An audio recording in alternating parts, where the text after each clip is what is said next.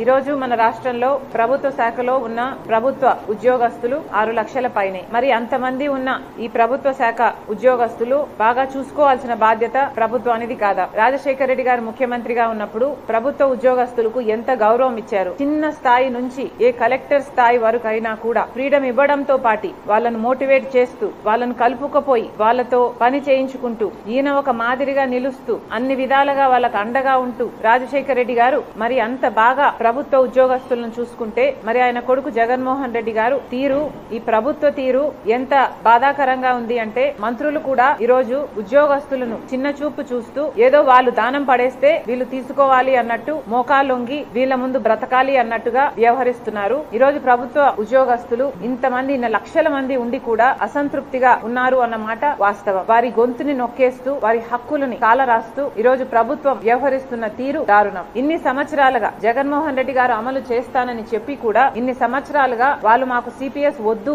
మాకు ఓపీఎస్ఏ కావాలి అని వాళ్ళు ఇంతగా అడుగుతున్నా, వాస్తవానికి కొట్లాడుతున్నా, పదే పదే ఈ అంశాన్ని లేవనెత్తుతున్న ప్రభుత్వం మొండి వైఖరి వల్ల ఈ రోజు వరకు వాళ్ళను తిప్పించుకుంటున్నారు తప్పితే వాళ్ళ మొర వినింది లేదు, ఆలకించింది లేదు. మరి 5 సంవత్సరాలు ప్రభుత్వంలో ఉన్నారు. మరి 5 సంవత్సరాలుగా వాళ్ళ డిమాండ్స్ లో ఏ ఒక్కటైనా మీరు నెరవేర్చారో లేదో ప్రభుత్వం సమాధానం చెప్పాలి. పోనీ ఒక్క విషయంలోనైనా మీరు వాళ్ళ తరఫున నిలబడ్డారా? వాళ్లకు మేలు చేశారా? ఏ విషయం తీసుకున్నా కనీసం వాళ్ళ టీఏ-డిఏలు కూడా మీరు ఇవ్వటం లేదు. ఎన్ని విషయాలలో ఈ ఉద్యోగస్తులకి మీరు బకాయిలు ఉన్నారో ఒకసారి వెనక్కి వెళ్లి రికార్డ్స్ చూడండి. కనీసం మెడికల్ బిల్స్ కూడా దాదాపు 150 కోట్ల రూపాయలు వాళ్ళ మెడికల్ బిల్స్ కూడా మీరు బకాయిలుగా పెట్టారు. లీవ్ కు సంబంధించి 2000కు పైగా ఎంప్లాయీస్ కు చెల్లించాల్సిన అవసరం ఉన్నా ఇంతవరకు చెల్లించడం లేదు. ఇలా దాదాపు 22,000 కోట్ల రూపాయలు ఉద్యోగస్తులకి ప్రభుత్వం బాకీ ఉంది. మరి వీటి గురించి ఎందుకు ప్రభుత్వం స్పందించడం లేదు? వాళ్లకు సంబంధించి హెచ్ఆర్ఏ అయితే వాళ్ళ కనీస హక్కు, కానీ దాంట్లో కూడా కోత విధించింది ప్రభుత్వం. రాజశేఖర రెడ్డి గారు నాకు తెలిసి 22% ఫిట్మెంట్ ఇచ్చినట్టున్నారు. మరి అలాంటప్పుడు ఈ ప్రభుత్వము కనీసం దగ్గరగా కూడా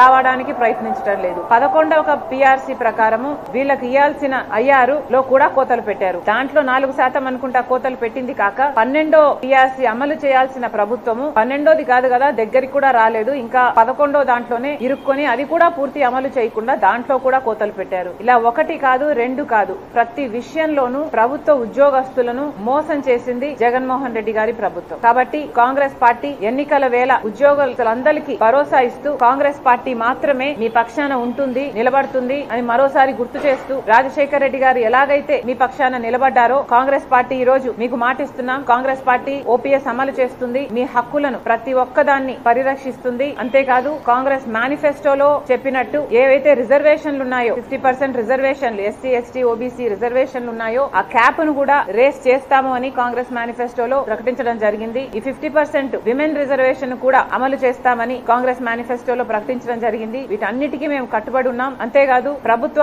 ఉద్యోగాలు కూడా దేశం మొత్తం 30 లక్షల ఉద్యోగాలు ఇంకా ఖాళీగా ఉన్నాయి, అవి భర్తీ చేస్తామని కాంగ్రెస్ మేనిఫెస్టోలో ప్రకటించడం జరిగింది. రాష్ట్రంలో ఉన్న 2 లక్షల పైన ఉద్యోగాలు కూడా భర్తీ చేస్తామని మరొకసారి గుర్తు చేస్తూ కాంగ్రెస్ పార్టీ మాత్రమే మిగతా అన్ని సెక్షన్స్ కి అండగా ఉండినట్టు ఉద్యోగస్తులు కూడా అండగా ఉండే ఏకైక పార్టీ కాంగ్రెస్ పార్టీ కనుక మళ్ళొకసారి ఎన్నికల వేళ కాంగ్రెస్ పార్టీని ఆదరించమని, ఆశీర్వదించమని కాంగ్రెస్ పార్టీ అధ్యక్షురాలుగా వైఎస్ షర్మిలారెడ్డి గారు మనస్ఫూర్తిగా ప్రార్థిస్తున్నారు.